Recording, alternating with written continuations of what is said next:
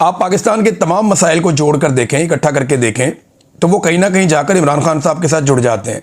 तमाम डेवलपमेंट्स इमरान खान साहब के साथ जाकर जुड़ जाती हैं। आसिम मुनीर साहब के 3 साल मुकम्मल हो गए, उन्होंने एक नई एक्सटेंशन भी ले ली, इस्तिस्ना भी ले लिया। शहबाज शरीफ साहब की हुकूमत के तकरीबन 3.5 साल से ज़ायद हो गए हैं, पौने 4 साल इन्हें भी होने वाले हैं। रिजीम चेंज ऑपरेशन के बाद से लेकर अब तक इनसे पाकिस्तान संभाला नहीं गया। इनके तमाम इक़दामात इमरान खान मुखालिफ इक़दामात हैं। इन्होंने जो भी किया इमरान खान को दिमाग में रख के किया। मेरे ख्याल में पाकिस्तान की एस्टेब्लिशमेंट को होश के नाखून लेने चाहिए, अपना दिल और दिमाग इन्हें बड़ा करना चाहिए और इमरान खान साहब को फेस करने की हिम्मत पैदा करनी चाहिए। देखें, आप सारों को एक लाठी के साथ नहीं हाँक सकते, कुछ लोग मुख्तलिफ भी होते हैं। क्या हुआ अगर इमरान खान आसिफ अली जरदारी और नवाज शरीफ की तरह नहीं निकला, और अगर वो आसिफ अली जरदारी और नवाज शरीफ की तरह का आदमी नहीं है तो आप उसको डिफरेंट आदमी के तौर पे डील कर सकते हैं। अगर वो अपनी ज़ात के लिए डील नहीं कर रहा तो आप पाकिस्तान के लिए उसके साथ बैठकर बातचीत कर सकते हैं। और ये बात इमरान खान ने एक मरतबा नहीं कई मरतबा कही है। यानी इमरान खान साहब के खिलाफ जितने भी आपने बयानिए बनाए या इकदाम किए वो सारे के सारे नाकाम हो गए। लिहाजा एक मरतबा कोशिश करें, हिम्मत पैदा करें, इमरान खान साहब को फेस करें, उनका सामना करें और इस मसले का हल निकालें, वरना तारीख आपको माफ़ नहीं करेगी और ना ही पाकिस्तान की आने वाली नस्लें आपको माफ़ करेंगी। ये मामला नस्लों तक जाएगा। सादी सादी बात है कि पाकिस्तान की मईशत नहीं चल सकती जब तक 2 बड़े मसले रहेंगे। एक मसला पाकिस्तान में सियासी गैर यकीनी सूरत हाल, एक अदम इस्तेहकाम है जिसकी वजह से पाकिस्तान को छोड़ कर पाकिस्तानी जा रहे हैं। कोई पाकिस्तान में पैसा लाने के लिए तैयार नहीं है। नए से नए रिकॉर्ड हर दूसरे दिन चौथे दिन बन रहे हैं। जब आप इन सारी चीज़ों को प्लस माइनस करके देखते हैं तो खसारे में कौन जा रहा है? पाकिस्तान और एक आम पाकिस्तानी। आपकी तनख्वाहें बड़ी हैं, आपकी मुराद ज़्यादा है और पाकिस्तान आपका बोझ उठा रहा है, तो इसका मतलब ये नहीं है कि पाकिस्तान बड़ा खुशहाल है और पाकिस्तान ठीक से चल रहा है। मेरे ख्याल में एस्टेब्लिशमेंट को अपना दिल बड़ा करके और अपना दिमाग खोल कर थोड़ा होश के नाखून लेने चाहिए और इमरान खान साहब से जाकर बात करनी चाहिए। हर आदमी एक ही तरह से डील नहीं होता। आप इंडिया को, बांग्लादेश को, अफगानिस्तान को, अमेरिका को, बरतानिया को, कनाडा को, हर मुल्क को आप अलग अलग तरीके से डील करते हैं ना। तो इसी तरह पाकिस्तान के अंदर जो पॉलिटिकल लोग हैं उनको आप एक तरह से डील नहीं कर सकते। इमरान खान ही एक वाहिद रास्ता है जिससे पाकिस्तान में सियासी इस्तेहकाम आ सकता है। उसके बगैर अभी फौरी तौर पे आप ये नहीं कर पाएंगे। बहरहाल देखते हैं आज के दिन में क्या होता है। इमरान खान साहब की बहनें भी जा रही हैं, पार्टी के कारकुन भी जा रहे हैं, कुछ रहनुमा भी जा रहे हैं, तो और अपील भी की गई है मुख्तलिफ प्लेटफॉर्म्स के ऊपर के इमरान खान साहब की बहनों से यकजहती के लिए और उनकी मुलाकात करवाने के लिए अडियाला जेल पहुंचे। वकीलों की लिस्ट भी एक दे दी गई है, देखें मुलाकात होती है नहीं होती। केसेस इमरान खान साहब के कैसे चलाए जा रहे हैं जरा ये देखें। ये बड़ी ज़बरदस्त एक टाइमलाइन है। साकिब बशीर साहब बड़े अच्छे जर्नलिस्ट हैं, उन्होंने ये टाइमलाइन शेयर की है। वो ये बताते हैं, अजीबोगरीब टाइमलाइन है। ये जो 190 मिलियन पाउंड का केस है इस्लामाबाद हाई कोर्ट में चल रहा है, मैं एक एग्जांपल आपको दे रहा हूँ, बहुत सारे और केसेस भी हैं, बहुत सारी और चीज़ें भी, और यही इमरान खान साहब के साथ होता है। वो कहते हैं जी कि कभी ऐसा होता है कि बेंच नहीं होता और कभी ऐसा होता है कि नैब नहीं होता, और अब तो केस ही नहीं लग रहा। 190 मिलियन पाउंड की सज़ा होती है 17 जनवरी को। अप्रैल में एतराज़ात ख़त्म हो जाते हैं, यानी अपील लग जाती है फौरी तौर पर जनवरी में, तो एतराज़ात ख़त्म करके 15 मई के लिए केस लगा देते हैं और उसके बाद 15 मई को सज़ा मुअत्तली की दरखास्त पर नैब को नोटिस होते हैं। 5 जून को नैब आता है और आके वक़्त मांग लेता है। 11 जून को बेंच ही दस्तयाब नहीं होता। 26 जून को नैब कहता है जी कि हमारा नया प्रोसिक्यूटर आ गया, हमें मज़ीद वक्त दे दें। फिर जनाब ये मामला चला जाता है 26 सितंबर तक, यानी 3 महीने की डेट पड़ जाती है। गर्मियों की छुट्टियां भी मनानी होती है ना जजों ने। तो 26 सितंबर को नैब के प्रोसिक्यूटर कहते हैं जी हमारी सेहत ख़राब है, मैं बीमार हूँ, मैं नहीं आ रहा। फिर 16 अक्टूबर पे चला जाता है। 16 अक्टूबर को बेंच दस्तयाब नहीं था, बेंच सुप्रीम कोर्ट में एक तकरीब थी वहाँ चला गया। फिर 4 नवंबर आ जाता है। 4 नवंबर बुशरा बीबी की जल्द समाअत के लिए एक दरखास्त दायर होती है, जो आज 15 दिसंबर तक, और 16 दिसंबर हो गई, ये समाअत के लिए मुकर्रर नहीं हुआ केस। अंदाज़ा करें आप। ये है नादरीन पाकिस्तान में लॉ एंड ऑर्डर की सिचुएशन। ये कानून और आइन के साथ अदलिया के अंदर इस किस्म का खिलवाड़ हो रहा है कि जनवरी में जो फैसला हुआ उसकी अभी तक समाअत नहीं हो सकी दोबारा, जो अपील लगाई गई, और बार बार ये भी अपील की गई कि जल्द समाअत की जाए। ये इमरान खान साहब के साथ ज्यादती हो रही है और यही तरीकाकार है एस्टेब्लिशमेंट का। ऐसे ही वो मैक्सिमम टाइम तक इमरान खान साहब को जेल में रख सकते हैं। तोशाखाना के बारे में आप बात कर देना। इमरान खान साहब के ऊपर तोशाखाना के हवाले से केस चल रहा है। एक चलाया, सजा दी, फारग हुआ, दूसरा चला दिया केस तोशाखाना का, इमरान खान को फिक्स करेंगे। अब तोशाखाना का केस इमरान खान के खिलाफ चलाया जा रहा है, लेकिन अदालत के जरिए से इसका रिकॉर्ड मांगा गया कि इसका पूरा रिकॉर्ड लाया जाए, यानी वो रिकॉर्ड जो 1997 से पहले का रिकॉर्ड है वो भी लेकर आए, जब पीपल्स पार्टी और PMLN और उससे पहले ज़ियाउल हक ये लोग दबा के हुकूमत करते थे, जब ये पूरी दुनिया से तोहफे ले रहे थे पाकिस्तान के लिए। ज़रा वो भी रिकॉर्ड लेकर आओ। तो आपको मैं इंटरेस्टिंग बात बताता हूँ कि वो रिकॉर्ड 1 साल हो गया मिल नहीं रहा। उस रिकॉर्ड के पीछे लोग भाग रहे हैं, ढूंढ रहे हैं, तमाम दफातर चेक कर लिया, हर चीज़ चेक कर ली, ना वो रिकॉर्ड कहीं पे मिलता है, ना उसका कोई सबूत मिलता है, ना ये पता चलता है वो लेकर कौन चला गया। और ये 1-1.5 साल के अंदर ये सारी कार्रवाई डाली गई। जब लोग पीछे पड़े ना इस बात के कि यार आप इमरान खान को फिक्स कर रहे हैं एक ऐसे मामले में जहां पे उसने पैसे दिए और पैसे देके तोहफा ले लिया, अब वो उसको फेंके, रखे, बेचे, जो मर्जी करे, ये तो कानून में उसके लिए कोई गुंजाइश है ना, उसने कानूनी गुंजाइश ही इस्तेमाल की। कानूनी हैसियत को देखें तो कोई गैर कानूनी काम उसने नहीं किया। लेकिन जब आप 97 से पहले का रिकॉर्ड निकालेंगे तो आपको बहुत अजीबोगरीब किस्म के झटके लगेंगे। वो सारा का सारा रिकॉर्ड गायब कर दिया गया। कौन किसको बचा रहा है सब जानते हैं, किस तरीके से इस मुल्क में बंदर बांट की गई है सब जानते हैं। तोहफों के नाम पे बाहर से बहुत सारी चीजें पाकिस्तान में लाई गई और उनके ऊपर ड्यूटी बचाई गई, उनके ऊपर पैसा बचाया गया। इसी दौर के अंदर शरीफ खानदान ने बहुत सारी मिलें लगा ली थी ना, याद होगा आपको, और मनी लॉन्ड्रिंग भी पाकिस्तान से बाहर बहुत बड़े पैमाने पे हो रही थी। तो फिर अब आपको समझ आ जानी चाहिए कि ये रिकॉर्ड कहां गया। पीपल्स पार्टी ने क्या गुल खिलाए, वो भी रिकॉर्ड का हिस्सा होना चाहिए था, लेकिन वो सारा रिकॉर्ड गायब हो गया। अभी तक रिकॉर्ड नहीं मिलता, 1 साल हो गया, कोई सुराग नहीं मिल रहा कि रिकॉर्ड गया किधर। नाजरीन, हुकूमती वुज़रा बार बार जो है वो एक बात की वार्निंग दे रहे हैं कि पाकिस्तान में एक मरतबा पे ट्विटर या जो एक्स का प्लेटफॉर्म है उसे बंद कर दिया जाएगा। लेकिन इससे पहले 1 साल से जायद इसे बंद किया गया था, और पहले इसको बंद करने की वजह यह थी कि पाकिस्तान में जो एक इलेक्टोरल धांधली हुई थी बहुत बड़े पैमाने पर, उस पर एक्स पे बहुत आवाज़ उठ रही थी। तो इन्होंने क्या किया कि पाकिस्तान में एक्स को बैन कर दिया, ट्विटर को बैन कर दिया। ये बहुत बड़ा प्लेटफॉर्म है, ये बड़ा तगड़ा प्लेटफॉर्म है, और इसी के ऊपर जमहूरी आवाज़ें अपनी बात करती हैं। तो पाकिस्तान में इनको ना जमहूरियत चाहिए, ना आज़ादी इज़हार राय चाहिए, लिहाजा ये अब ट्विटर के ऊपर बैन लगाने जा रहे हैं वंस अगेन। पहले भी इन्होंने लगाया, लेकिन हैरत की बात यह है कि जब इन्होंने ट्विटर पे बैन लगाया तो इस बीच में पाकिस्तान का वज़ीर आज़म हो, पाकिस्तान के वुज़रा हो, पाकिस्तान के दीगर लोग हों, वो सारे इसी प्लेटफॉर्म को इस्तेमाल करते रहे इंटरनेशनली अपनी बात पहुंचाने के लिए। यहां से आप अंदाज़ा करें। अब ये एक मरतबा फिर इसके ऊपर बैन लगाना चाहते हैं, क्योंकि मेरी दानिश में आने वाले दिनों में ये कोई और कार्रवाई डालने जा रहे हैं, ये कुछ ना कुछ ऐसा करने जा रहे हैं जिससे इन्हें खदशा है कि इनकी मंजी ठुक जाएगी या अवाम इनके खिलाफ हो जाएगी, या बहुत बड़ा सोशल मीडिया के ऊपर एक बहास खड़ा हो जाएगा। तो ये ट्विटर के ऊपर जनाब बैन लगाने जा रहे हैं। कुछ फायरवॉल्स पे ये काम कर रहे हैं। पहले इन्होंने फायरवॉल्स लगाई हुई हैं, हमारे चैनल्स को रोका हुआ है, स्पेशली मेरे पे तो ये बहुत मेहरबान है, ये रोकते हैं मेरी बातों को, जो तकरीबात जहाँ पे मैं जाता हूँ उसको भी, जो ये मैं वीडियो रिकॉर्ड करता हूँ इसको भी रोकते हैं। लेकिन इसके बावजूद हम अपना काम कर रहे हैं। अब ये फर्दर कुछ इसके अंदर नई डेवलपमेंट भी ला रहे हैं, चले ये कर लें, जो ये कर सकते हैं ये करें, जो हम कर सकेंगे वो हम करेंगे। नाजरीन, नून लीग और दीगर कुछ सियासी शख्सियात जिनके ऊपर बड़े एहसानात थे फैज़ हमीद के, वो सारे लोग या तो चुप हैं या फैज़ हमीद के खिलाफ जहर उगल रहे हैं। बहुत सारे सहाफ़ियों को उसने बहुत ओबलाइज किया हो, DGI था, बाकायदा चैनल्स के लाइसेंसेस ले लेकर दे रहा था, चीज़ों को कंट्रोल कर रहा था। लेकिन जिन लोगों पे उसने एहसानात किए आज कोई भी उसके साथ खड़ा नहीं हो रहा। ये निशान इबरत है मौजूदा DGI के लिए और आर्मी चीफ के लिए। उन्हें यह सोचना चाहिए कि फैज़ हमीद ने जिन लोगों पे बड़े बड़े एहसानात किए वो लोग आज फैज़ हमीद के साथ नहीं खड़े। यही शरीफ खानदान जो है फैज़ हमीद के एहसानों तले दबा हुआ था। बहुत सारे सियासतदान PTI के अंदर हैं वो दबे हुए थे। बहुत सारे देखें जो फैज़ हमीद के साथ वही सियासतदान थे ना जो एस्टेब्लिशमेंट से ताल्लुकात रखते हैं हमेशा से, और वही इमरान खान को फौरी तौर पर छोड़ गए थे रजीम चेंज ऑपरेशन के वक्त। तो वो सारे आज फैज़ हमीद को बुरा भला कह रहे हैं। ये किसी के सगे नहीं होते, ना वो सहाफ़ी, ना वो सियासतदान, ना वो बड़ी बड़ी पॉलिटिकल फैमिलीज। ये बात मौजूदा DGI और आर्मी चीफ को अपने दिमाग में रखनी चाहिए कि कल को जब इन पे बुरा वक्त आएगा तो इनके साथ इन लोगों में से कोई भी खड़ा नहीं होगा। आज काजी फायद ईसा निशान इबरत है, खुल के फिर नहीं सकता, दुनिया में कहीं जा नहीं सकता, बाहर निकल नहीं सकता, पब्लिक को फेस कर नहीं सकता, लेकिन कोई उसके लिए खड़ा नहीं होता, कोई उसके लिए बात नहीं करता। तो ये निशान इबरत लोग ऐसे बन जाते हैं।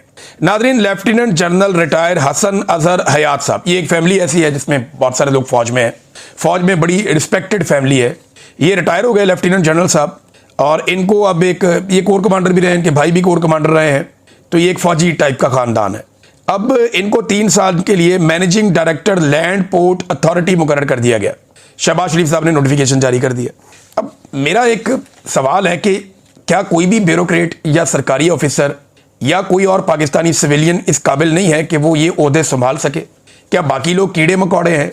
यानी हर बड़े ओहदे के ऊपर जहां पे भी कोई अच्छी पोस्ट निकलती है, जहां पे भी कोई इख्तियारात वाला काम होता है, तो किसी ना किसी रिटायर फौजी को या बाद औक़ात हाजिर सर्विस फौजी को लाकर बिठा दिया जाता है।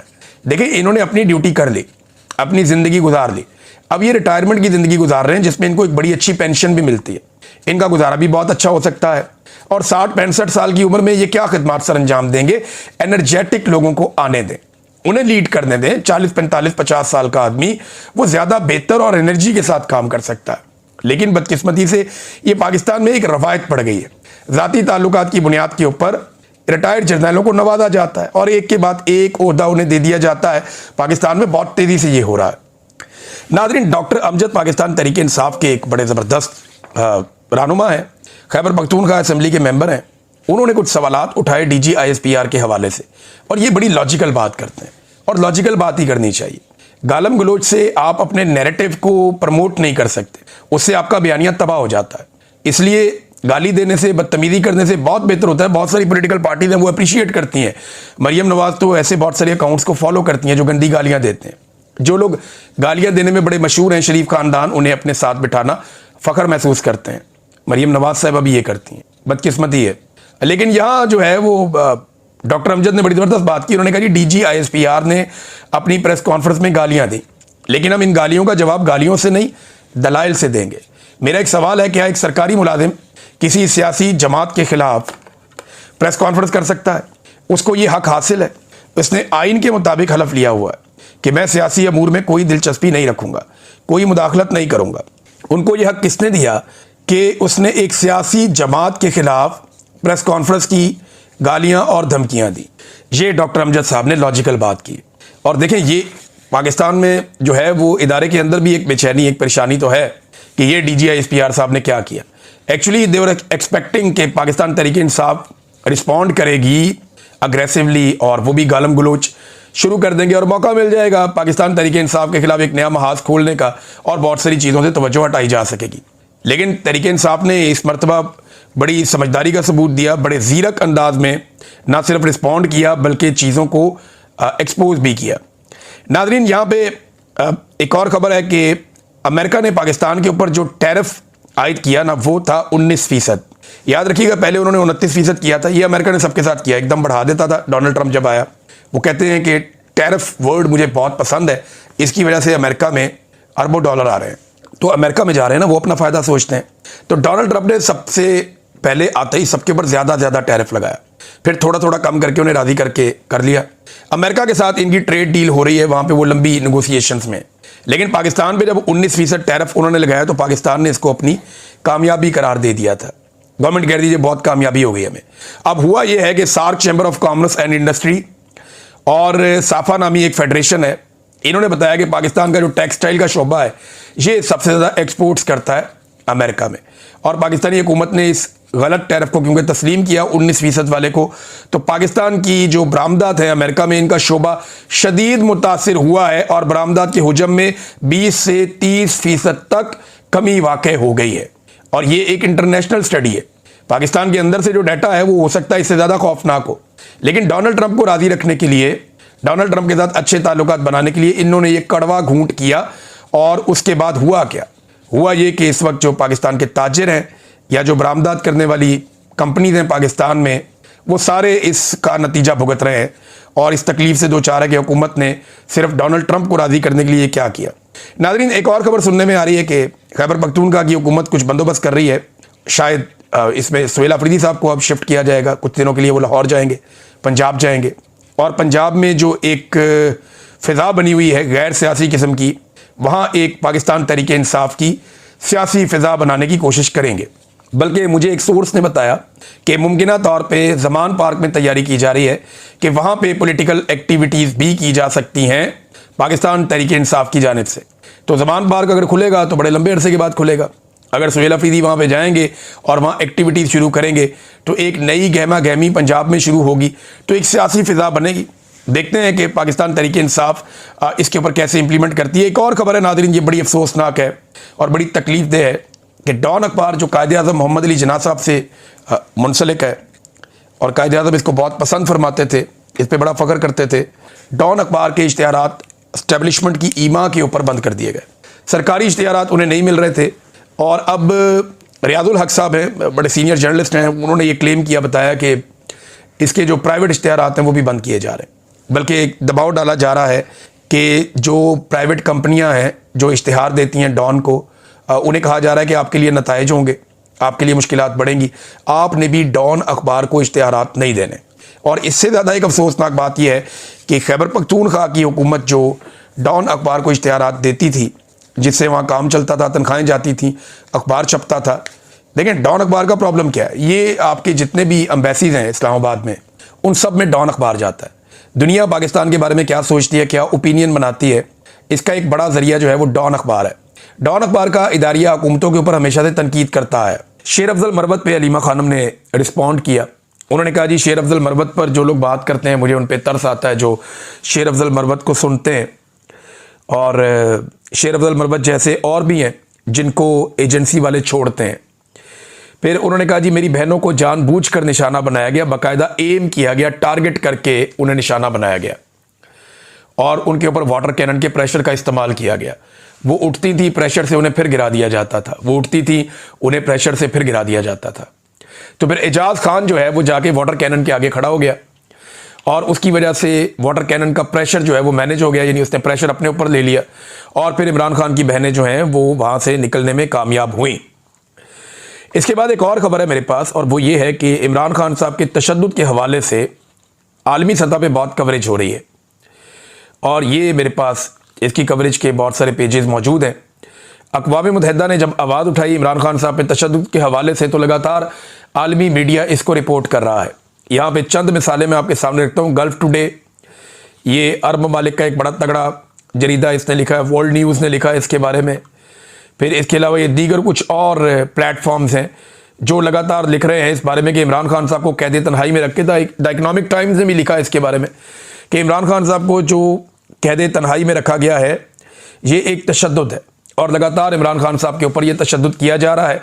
अक़वाम मुत्तहिदा ने इस बात की डिमांड की है कि इमरान खान साहब पे इस किस्म का जो तशद्दुद है ये बंद किया जाए। खबर यह है कि United nation expert calls for an end to Imran Khan's solitary confinement in human detention conditions।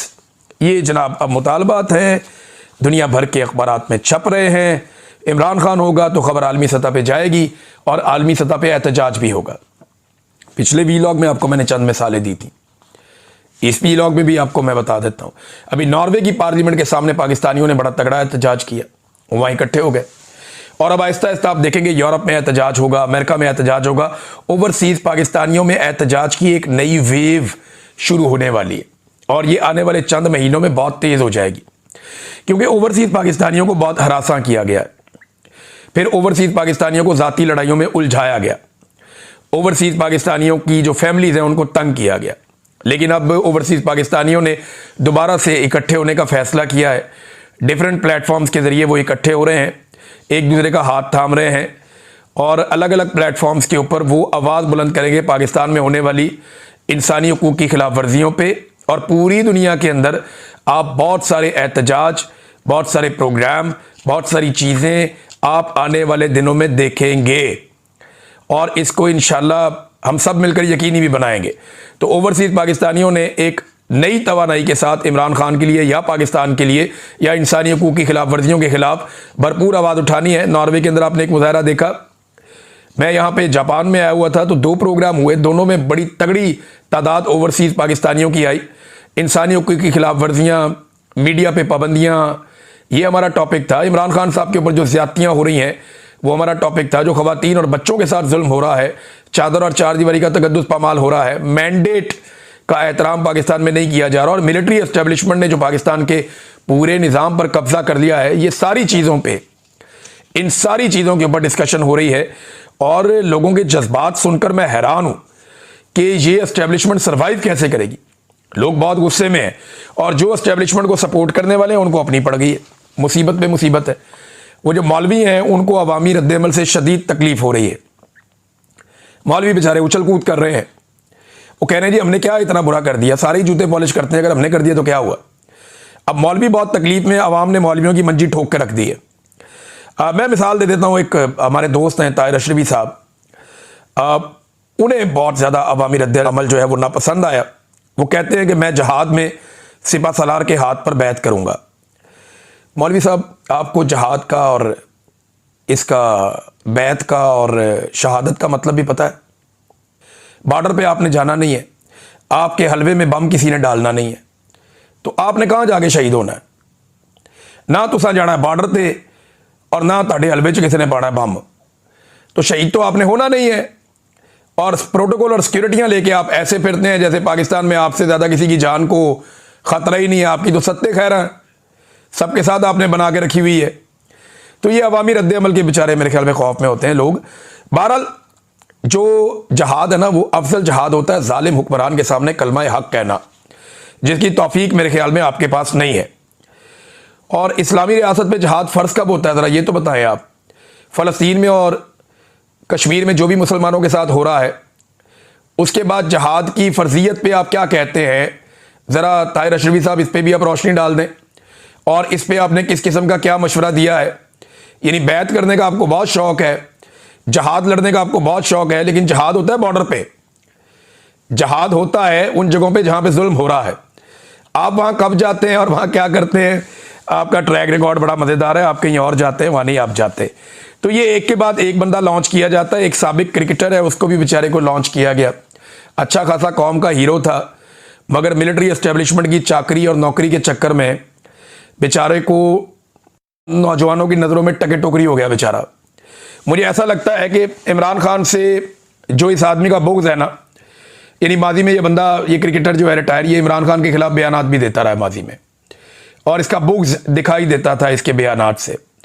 यही वजह है कि इसकी अवामी मकबूलियत बहुत बुरी तरह बेचारे की मुतासिर हो गई, अब ज़हनी हालत भी मुतासिर हो गई है गरीब आदमी की। मुझे कुछ दोस्तों ने बताया कि इसके इर्द गिर्द अब पहले जैसी रौनक नहीं होती। पहले ये बैरून मुल्क आता था, पाकिस्तान तो बहुत बड़ी आबादी है, तो वहाँ 2-4 हज़ार बंदा इकट्ठा करना कोई बड़ी बात नहीं होती, लोग मिल जाते हैं। लेकिन बैरून मुल्क जब ये बाहर आया करता था तो सैकड़ों लोग इसके इर्द गिर्द जमा हो जाते थे।